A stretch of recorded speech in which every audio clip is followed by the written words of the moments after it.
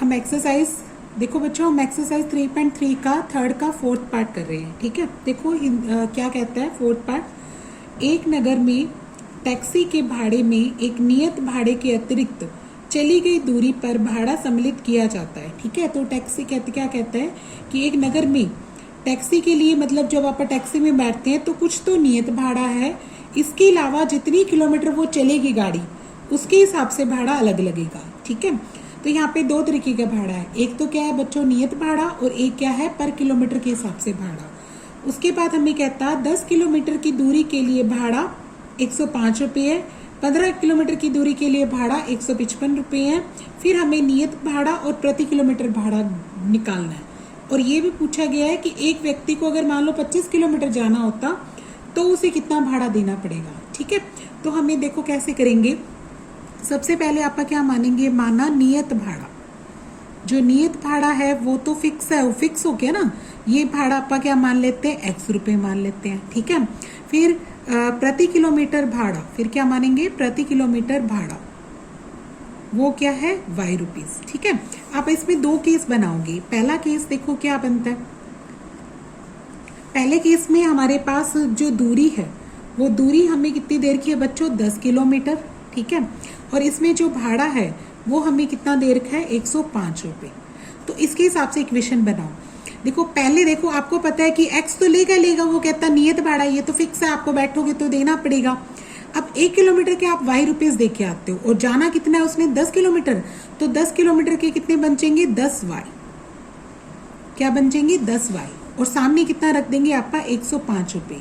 ये क्या बन जाएगा अपनी पहली इक्वेशन। ठीक है, अब जो दूसरे भाग में देखो क्या कहता है। दूसरे भाग में क्या कहता है बच्चों कि दूरी अगर हमारी कितनी है 15 किलोमीटर, दूरी कितनी बना दी उसने 15 किलोमीटर, तब वो कितना भाड़ा दे के आता है 155 रुपये दे के आता है।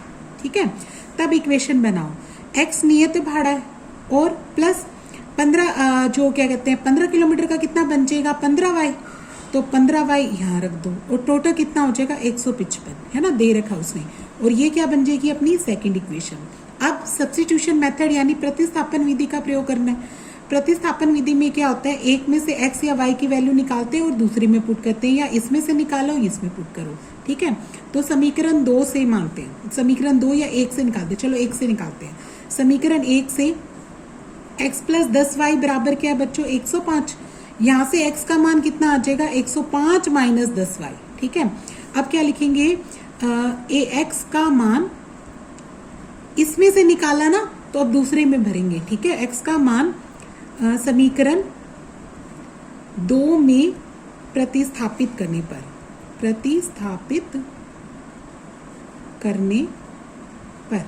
ठीक है, अब करो प्रतिस्थापित। यहाँ पे x को आप क्या लिख सकते हो बच्चों 105 माइनस का 10y और प्लस का 15y ये पड़ा, और बराबर में कितना बच्चों 155। ठीक है, 15 में से 10 के कितने रह जाएंगे 5y। ये जो प्लस का 105 है वो इधर आके क्या हो जाएगा माइनस का। ठीक है, जब आप घटाओगे तो कितना आ जाएगा अपना 50 यानी 50, और इधर कितना है 5, तो y का मान कितना आ जाएगा 50 को 5 से भाग कर दो तो ये आ जाएगा 10। ठीक है, तो y का मान हमारा कितना आ गया 10। अब x का मान निकालो। x कैसे निकलेगा, x हमें पता है 105 माइनस 10y है ना, तो अब y को 10 भर दो यहाँ पे। ठीक है, तो इसको लिख दो आप 105 माइनस 10 गुना 10 यानी 105 माइनस 100, तो ये कितना आ जाएगा बच्चों 5। ठीक है, x का मान कितना आ गया 5, यहाँ पर लिख देंगे x बराबर कितना आ गया 5 रुपये। ठीक है, x कौन था नियत भाड़ा, यानी लास्ट में आपका आंसर भी तो लिखना है। नियत भाड़ा कितना है बच्चों अपना 5 रुपये। ठीक है, और दूसरा y बराबर 10, ये क्या है प्रति किलोमीटर भाड़ा, ये क्या है प्रति किलोमीटर भाड़ा। प्रति किलोमीटर भाड़ा कितना है बच्चों यहाँ पे 10 रुपये। ठीक है, अब हमें कितना जाना है 25 किलोमीटर जाना है। ठीक है, अगर देख के लिखेंगे यदि दूरी क्या है 25 किलोमीटर। ठीक है, अगर 25 किलोमीटर है तो भाड़ा कितना लगेगा। देखो अभी जैसे x तो जाएगा, आप x जाते हैं ना, वो x किलोमीटर तो अपना फिक्स भाड़ा है, और उसके बाद 25 किलोमीटर का क्या बनेगा 25y। तो यहाँ से आपने x और y का मान निकाल चुके हो, तो x भर दो 5 और यहाँ पे y का मान कितना भर दो 10। ठीक है, तो ये कितना आ जाएगा बच्चों 5 + 250 हो जाएगा और जोड़ोगे तो कितना हो जाएगा 255 रुपये आ जाएगा। ठीक है, इस तरीके से ये क्वेश्चन करना है। नेक्स्ट देखो इसी एक्सरसाइज 3.3 का 5th पार्ट देखेंगे। थर्ड सम का क्या देखेंगे 5th पार्ट। देखो थर्ड सम के 5th पार्ट में क्या कहता है, यदि किसी भिन्न के अंश और हर दोनों में 2 जोड़ दिया जाए तो वह 9/11 हो जाता है। ठीक है, अगर किसी भिन्न का अंश और हर लेते हैं और दोनों में अगर 2 जोड़ देंगे तो वो 9/11 हो जाती है। दूसरी कंडीशन क्या कहती है, यदि अंश और हर दोनों में 3 जोड़ देंगे तो हमारा जो फ्रैक्शन होगा यानी भिन्न क्या बन जाएगी 5/6। तो बताओ भिन्न क्या है। तो देखो भिन्न के लिए क्या मानते हैं, माना पहले तो एक क्या मानते हैं अंश मान लो x है। ठीक है, और हर क्या मान लेते हैं y। तो भिन्न क्या होती है बच्चों, भिन्न होती है अंश बटे हर। भिन्न क्या होती है अंश बटे हर। ठीक है, यानी x/y। अब प्रश्नानुसार देखो क्या लिखना है। प्रश्नानुसार क्या कहता है बच्चों, ये जो x और y है दोनों में आपने 2-2 जोड़ना है। पहली बार क्या जोड़ना है, ऊपर भी 2 नीचे भी 2। तो आपकी जो भिन्न है वो क्या बन जाती है 9/11। ठीक है, इसमें क्या करना आर पार गुना कर देना। 11 की गुना किससे हो जाएगी x जमा 2 से, और 9 की गुना किससे हो जाएगी y जमा 2 से। तो अंदर गुना करो आप इसको। 11 को x से करोगे तो कितना आ जाएगा 11x, और 11 को 2 से करोगे तो कितना आ जाएगा 22। और ऐसे ही 9 को y से करो 9y, और 9 दूनी क्या हो जाएगा 18। अब xy एक तरफ कर लो, जैसे 11x है ये 9y इधर आके क्या हो जाएगा बच्चों माइनस का, और ये जो 22 है वो इधर आके किसका हो जाएगा माइनस का। ठीक है, अब 11 में से 9 गए कितने रह जाएंगे अपने, ये 9y नहीं घटेगा ना, सॉरी ये बनेगा 11x माइनस का 9y, और इसमें से घटाओगे तो ये कितना रह जाएगा -4। ये क्या बन जाएगा अपना पहला समीकरण बन गया। ठीक है, अब दूसरा समीकरण बनाएंगे बच्चों अपना प्रश्नानुसार। दूसरे वाली भाग में क्या कहता है कि अगर दोनों में आप 3 जोड़ देते हैं, अंश में भी और हर में भी 3 जोड़ देते हैं, तो हमारा जो भिन्न है वो क्या बन जाती है बच्चों 5/6। ठीक है, अब इसको भी क्या कर दो आर पार गुना कर दो। तो 6 की गुना किससे हो जाएगी, एक तो x जमा 3 से, और 5 की गुना किससे हो जाएगी y जमा 3 से। अंदर अब गुना करो, इसके साथ करोगे तो 6x, 6 की 3 से करोगे तो 18, 5 की y से करोगे तो 5y, 5 की 3 से करोगे तो 15। ठीक है, अब एक तरफ कर लो, ये जो 5y है वो इधर आके किसका हो जाएगा बच्चों माइनस का। ठीक है, और ये जो प्लस का 18 है वो इधर जाके किसका हो जाएगा माइनस का। तो हमारा क्या बन जाएगी इक्वेशन दूसरी कौन सी बन गई 6x - 5y - 3 बन गई। ठीक है, ये क्या बन गया अपना दूसरा समीकरण। अब पहले समीकरण या दूसरे समीकरण से आप x का मान निकालो और दूसरे में पुट करो, है ना।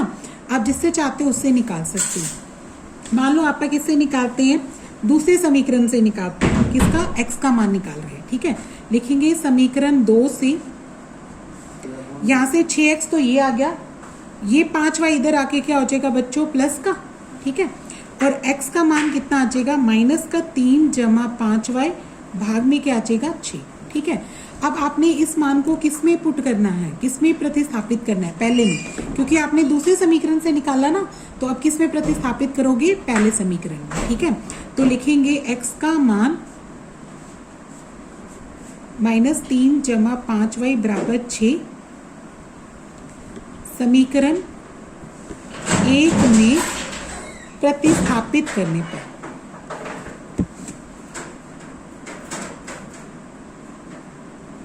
ठीक है, अब 1 में प्रतिस्थापित करते हैं, तो देखो 1 में प्रतिस्थापित करेंगे, देखो 11 तो 11x, पहले ये समीकरण लिख लो एक बार, 11x माइनस का 9y बराबर क्या है -4।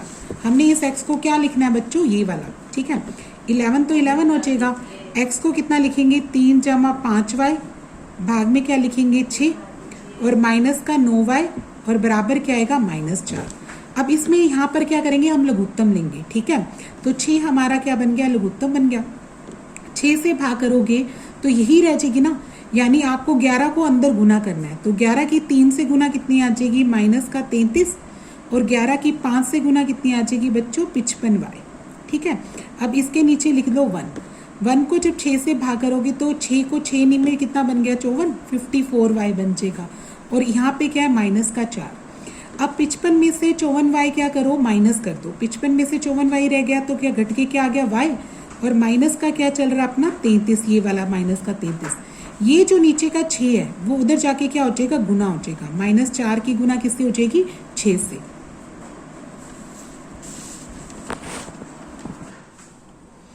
अब देखो y -33 बराबर कितना आ जाएगा, लिखेंगे अपना y -33, 6 चौक कितना बन जाएगा, माइनस का 24, ठीक है। अब ये जो माइनस का 33 है वो उधर जाके क्या हो जाएगा बच्चों, प्लस का, माइनस के 24 में आप क्या करेंगे, 33 प्लस कर देंगे, तो y घटाएंगे तो 13 बन गया। 13 में से 4 गए, कितने रह जाएंगे अपने, 9, इधर 2 बचा 0, तो y कितना आ गया हमारा, 9। अब x का मान निकालना है तो हमें पता है कि x हमने क्या निकाला था, ये वाला निकाला था ना, माइनस का 3 जमा 5y भाग में 6। हम x लिखेंगे माइनस का 3 प्लस 5y भाग में 6। तो अब आपने y को क्या भरना है बच्चों, 9, ठीक है। तो x आ जाएगा हमारा माइनस का 3 प्लस 5 गुना 9 भाग में क्या आ जाएगा, 6। तो ये आ जाएगा माइनस का 3, 9 5 45 हो गया, ठीक है। और नीचे क्या आएगा, 6। जब आप 45 में से 3 घटाओगे तो कितना आ जाएगा, 42, और भाग में 6 काटोगे तो कितना आ गया, 7, ठीक है। तो x का मान कितना आ गया, 7। हम लिखेंगे x 7 आया, और y का मान कितना आ गया अपना, 9, y हमारा 9 आया, ठीक है। यानी अंश कितना हो गया बच्चों, इस केस में अंश आ गया हमारा 7, और हर क्या आ गया, 9। तो भिन्न क्या बन गई, भिन्न बन गई 7/9, ठीक है। तो इस तरीके से ही करना है।